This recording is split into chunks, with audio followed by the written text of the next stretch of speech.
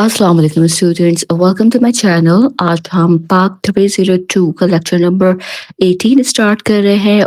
आज का लेक्चर का हमारा टॉपिक है द फर्स्ट रिपब्लिक 1956। पाकिस्तान के क़याम के फ़ौरन बाद आइनी तरक्की का अमल एक फ़ौरी ज़रूरत बन चुका था। 23 मार्च 1956 को पाकिस्तान का पहला आइन नाफिज किया गया, जिसने पाकिस्तान को पहली बार एक इस्लामी जमहूरी रियासत बना दिया।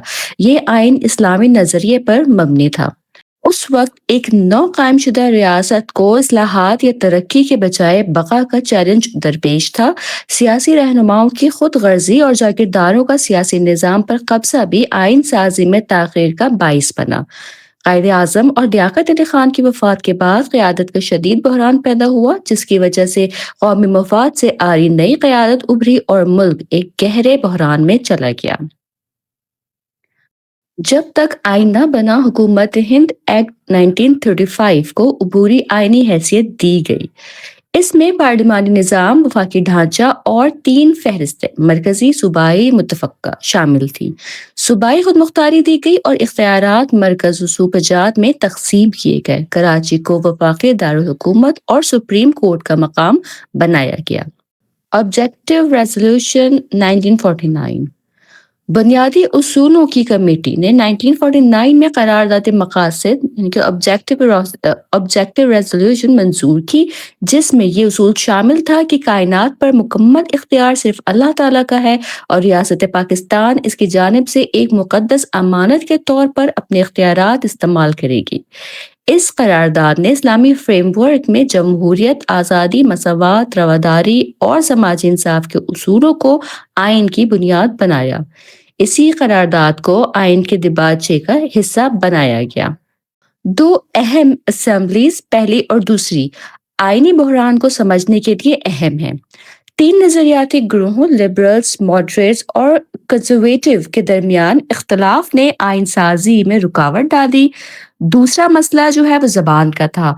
बंगाली जो है वो अक्सरियत में थे और सिर्फ उर्दू को कौमी ज़बान तस्लीम करने पर एहतजाज किया। बिलाखिर उर्दू और बंगाली दोनों को कौमी ज़बान करार दिया गया।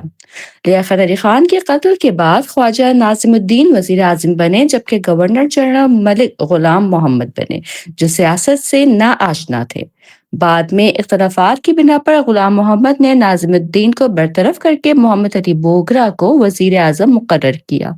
बोगरा ने 1954 में बोगरा फार्मूला पेश किया, जिसका खुलासा जो कुछ यूं था कि 2 ईवानी वफाकी मुकन्नना, 300 अरकान पर मुश्तमिल अवामी ईवान आबादी की बुनियाद पर दोनों ईवानों को मसावी इख्तियारात, इख्तलाफ की सूरत में मुश्तरका इजलास में अक्सरियती फैसला। लेकिन मगरबी पाकिस्तान को ज्यादा अहमियत देने की वजह से ये फार्मूला कबूल ना किया गया। मगरबी पाकिस्तान में कई कौमें थीं और हिजरत के बाद वहाँ बेहतर सियासी शऊर था। इस वजह से मशरकी पाकिस्तान को नजरअंदाज किया गया। पाकिस्तान एक कसीर कवी मुल्क था, जिसे कौमी वहदत की जरूरत थी। इसमें हम बात करते हैं controversy between strong centre and provincial autonomy, यानी मजबूत मरकज बमुकाबला सूबाई खुद मुख्तारी। मगरबी पाकिस्तान में मजबूत मरकज का मुतालबा था। जबान, मुकन्नना और सियासी कल्चर जैसे बड़े मसाइल ने कौमी वहदत में रुकावट पैदा की। नेक्स्ट है इशू ऑफ नेशनल लैंग्वेज, कौमी जबान का मसला।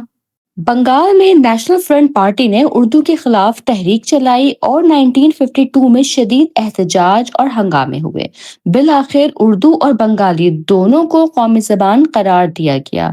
ये मसला 1971 तक जारी रहा और बिलाखिर बांग्लादेश की अलहदगी का बाइस बना। 1967 से 68 तक में 110 सियासी जमातें थीं, जिससे कौमी क़यादत ना बन सकी।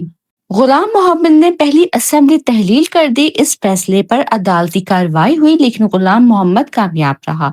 उनकी वफात के बाद सिकंदर मिर्जा ने गवर्नर जनरल का ओहदा संभाला। उन्होंने चौधरी मोहम्मद अली को वजीर आजम बनाया, जिन्होंने सिर्फ 6 माह में आइन तैयार कर लिया।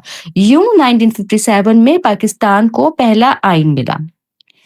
पार्लियामेंट्री सिस्टम की अगर बात करें तो یہ آئین 23 مارچ 1956 کو نافذ کیا گیا اور پاکستان کو اسلامی جمہوریہ قرار دیا گیا۔ برطانیہ کے طرز کا پارلیمانی نظام عوام کے بالغ رائے دہندگان کی بنیاد پر نمائندے، برطانوی نظام میں ملکہ ریاستی سربراہ اور پاکستان میں صدر۔ ٹھیک ہے، وفاقی نظام کی بات کریں تو 4 صوبے پنجاب، سندھ، مشرقی بنگال اور فرنٹیئر پارلیمنٹ جو ہے ایک ایوان پر مشتمل صوبائی خود مختاری نہ ہونے کے برابر، صدر کو وزیر اعظم کے تقرر اور برطرفی کا اختیار، جس سے صدر پارلیمانی نظام میں زیادہ طاقتور بن گیا۔ 1956 کے آئین کے مطابق جو وفاقی نظام کے کچھ پرنسپلز تھے وہ یوں تھے کہ کوئی قانون اسلامی اصولوں کے خلاف نہیں بنے گا، صدر صرف مسلمان ہو سکتا ہے، قرآن و سنت کے مطابق زندگی گزارنے کی ترغیب، ٹھیک ہے، بنیادی ضروریات جیسے خوراک، تعلیم، علاج کی فراہمی، ناخواندگی کا خاتمہ، علاقیت اور نسل پرستی کا خاتمہ، مسلم ممالک سے اتحاد، اقلیتوں، خواتین، بچوں کے حقوق کا تحفظ، عدلیہ اور انتظامیہ کی علیحدگی، مشرقی اور مغربی پاکستان میں مساوی نمائندگی۔ اگر یہ ہدایات صحیح معنوں میں نافذ ہوتی تو ملک ترقی کی راہ پر گامزن ہو جاتا، تاہم عملی طور پر یہ صرف کاغذی وعدے رہے۔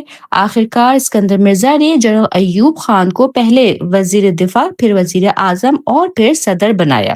ایوب خان نے مارشل لاء نافذ کر کے 1956 کا آئین ختم کر دیا اور 1958 میں پاکستان ایک فوجی ریاست بن گیا۔ ابتدائی برسوں میں پاکستان کو آئینی، سیاسی، انتظامی، معاشی اور لسانی مسائل کا سامنا رہا۔